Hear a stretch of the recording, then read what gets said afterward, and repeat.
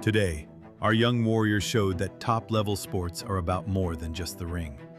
During a special team-building day, it wasn't about punches and kicks, but about working together, building trust, and becoming stronger as a team.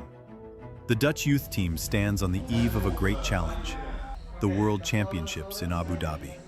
There, they won't only need to show their individual strength, but also represent the Netherlands as one united team.